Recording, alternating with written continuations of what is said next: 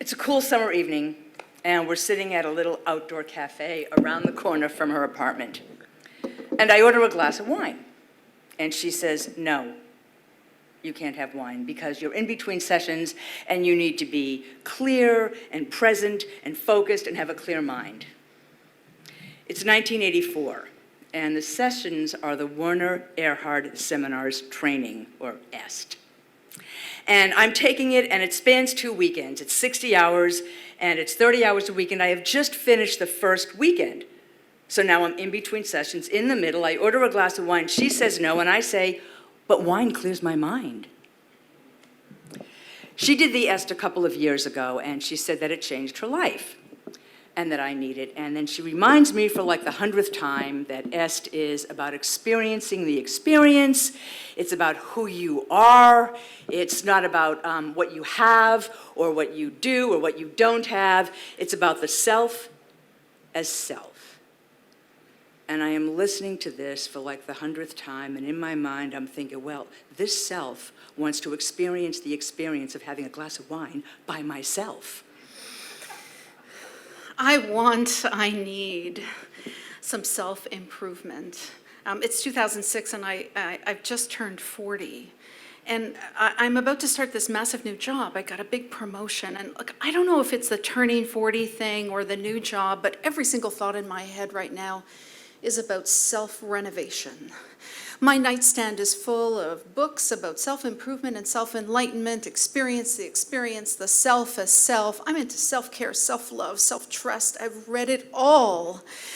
And I'm doing more. I'm taking care of my body. I'm detoxing my diet. I've stopped drinking and no more relationship drama. But it's all okay. I just want something big, something really to get myself ready, my mind focused, and I find it. It's an extreme hot yoga boot camp in the Catskills. 7 hours a day of yoga for 7 straight days, and vegan organic food and evening discussions led by some famous yogi guy, the one who teaches the classes during the day. I think this could be it. This is really good. And you have to apply to get in. You have to answer all these very personal questions about your commitment to self-enlightenment. It's got to be legit, right? I answer everything. I think this could be it. I think it's going to help clear my mind. And, well, yeah, I'm going to yogify myself into a clear mind. And I get in. And I know I need to get into this because I need it. Like, I've been depressed. I can't seem to get my life started. I don't have the acting career that I thought I was going to have. And all I want to do is just go downtown to the bar where I work and waitress and hang out with Steve and Dave and Suzanne, and I just don't want to think about anything. And I am conflicted about our relationship. I mean, we were lovers, and it just wasn't... And we've kind of morphed into this place where I'm just being kept. So she pays the $250 for me to take this training. I mean, she kind of pays for everything that I do, and she kind of like tells me everything I should do. But maybe she's right. Like, maybe I really do need this. Maybe this is going to be, I need this boot camp, right? Maybe this is going to be the moment of self-renovation. Maybe this will be something new and something big. Yeah, well, this is my something big. This hot yoga boot camp, I'm in it. 40 of us, all middle-aged professionals, crammed shoulder to shoulder in this overheated room doing yoga 7 hours a day.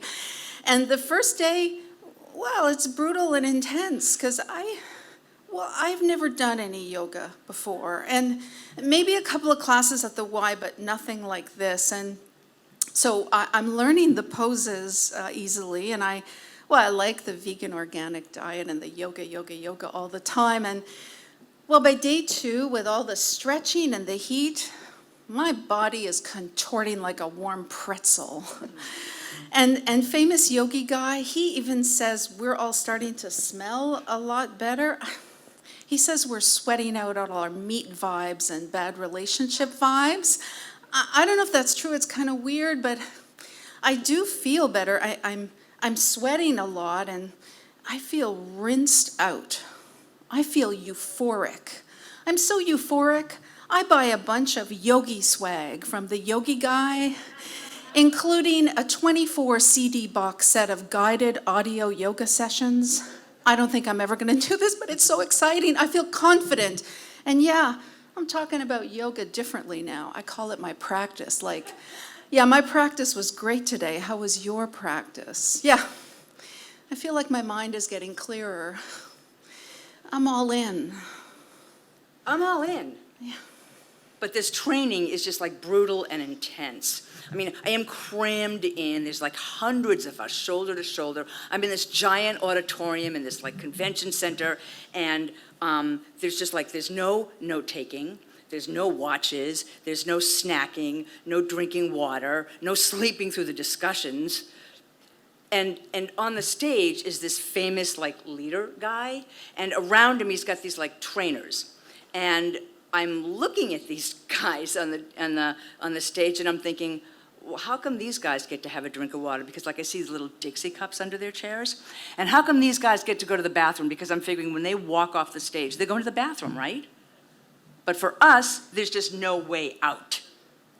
And then all I can start doing is thinking about dinner. Dinner.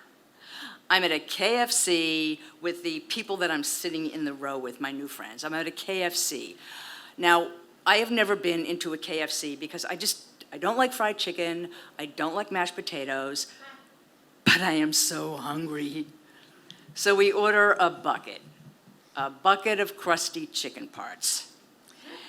And like the crispy, salty skin, it kind of separates from the chicken and it's kind of slimy, but like I am so hungry. And the salty, the buttery mashed potatoes, it just kind of looks like a pulverized tapioca, but like I am so hungry. But the Diet Pepsi, oh my God, the Diet Pepsi is so cold and so bubbling and refreshing, and I want 2 Diet Pepsis, but I can't have 2 Diet Pepsis because if I have 2 Diet Pepsis, I'm gonna have to go to the bathroom, and there's hardly any bathroom breaks.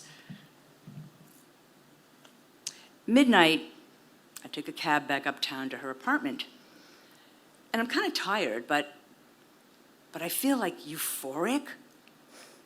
And I'm like looking out the window as we head uptown, and I see that there's all these people like still sitting at the outdoor cafes, and the bars are still crowded, and there's like people walking on the streets, and the city is still alive. And like I feel alive, like I feel confident, like I can do anything, like I like myself. And then the next day, I do it all again. And then here we are. It's the middle of the week. The middle of the sessions, I'm back waitressing, and I'm trying. I want to be in. Yeah, so I'm all in, but I'm tired with all this yoga and the sweating. And also I'm craving all the things I can't have. Oh my God, I want coffee and a Diet Coke, and I want some meat. And I'm dreaming about things I never normally eat, like all the stuff like that's crispy and salty and fatty, like even fried chicken. And I think about sneaking out late at night to a local restaurant, but you can't. They never take their eyes off us here. So I just decided I'm going to stay in my room one night. I'm going to skip one of the evening discussions. There's one every single night. But there's a knock at the door.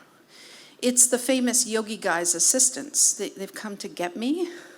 You see, they remind me that I signed an agreement to be present at all times for the discussions, even if I sleep through them. There's no way out. So I go with them and I curl up on the discussion room floor and I fall asleep. And when I wake up, everyone has gone back to their room. So I walk back to my room in the cool night air, and God, I feel alive. Like this is the first time in 5 days I haven't been soaking in my own wet, moist yoga clothes. And also, I'm thinking clearly differently now. Like, how come I'm so obsessed with all this self-renovation? And also, wait a minute, there's some weird shit about this place. Like, how come famous Yogi Guy, he's always surrounded by these lithe young women worshiping at his feet? How come famous Yogi Guy, he's always in the most comfortable chair during the discussions, and I'm always in this shitty fold-out thing? And how come famous yogi guy, yeah, he keeps reminding us not to have any horizontal relationships while we're here because it clouds the mind, apparently. Yeah, well, he's getting a lot of attention, I think.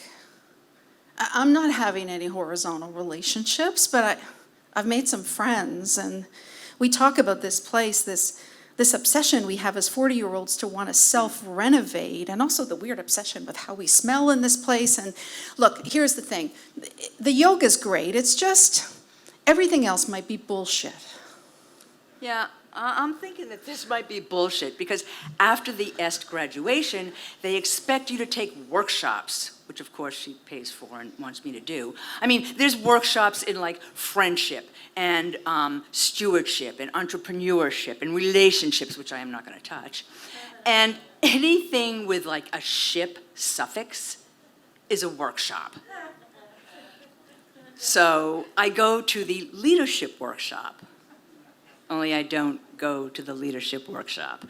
I go downtown to the bar where I waitress, and I just hang out with Suzanne and Steve and Dave. I mean, because it's like my home and they're like my family, right? And all I want to do is just waitress, collect tips, and I don't want to think about anything else. And Dave, my new manager, Dave, like we've been flirting with each other. And last week he took me out for a drink after work. And I like him. So I go home with him. I want to go home. I think the spell is broken, me and hot yoga, something about the cool night air and also the weird yogis knocking on my door. But I can't go home yet till I do one more thing. It's called a yoga graduation. It's the fire of Shiva ceremony. 40 of us gathered around a massive bonfire in a field, and we're each handed 3 pieces of paper and a pencil. And we're supposed to write down the 3 things that we want to give up, 3 hefty things that we're ready to live without, things we've learned we can live without from all the yoga and the stretching and the discussions. And we're supposed to write this down, and then what? I have to run toward the fire shouting, "I commit to the fire of Shiva?" And the next morning, I get off the elevator, and I start walking down to her apartment, and I see outside of her door, there's these 3 large, green, hefty trash bags. And there's some clothes in it, and I'm thinking, what is she, giving clothes away? And as I get closer, I see it's like my sweater and my belt, and like, holy crap, that is my stuff. Like, why is my stuff in the hallway? What, is she kicking me out? I mean, like, why? What did I do? What am I going to do? I don't want to be here anymore, and I have to do the Fire Shiva thing. And I speak to my friends. This is weird, right? The whole Fire Shiva thing. And look, we just agree we're going to write down the 3 things all 40-year-olds want to give up. Toxic relationships, bad food habits, and unattainable love. And we write these down, and it's my turn. Damn it, they're calling me. I know who I am. I just got to do this one thing to get the hell out. I know who I am. I didn't need EST to tell me who I am. I mean, I know that like I am lost and confused, and I know that this is a toxic relationship, but my mind was always clear. I wanted out. I know what I did last night. So now I'm out. I want out, and they call my name, and yeah, I do it. I run to the fire, and I shout, "I commit to the fire of Shiva," and I throw the pieces of paper in, and I'm graduated. I'm done. I leave that 24 CD box set behind for the yogis. I go home and clear off my nightstand. I think I see it now. I'm always going to be a little confused and a little lost, and that's okay, because I see it even clearer now. You see, my mind was always clear. So the self-renovation, I'm out. Thank you. Thank you.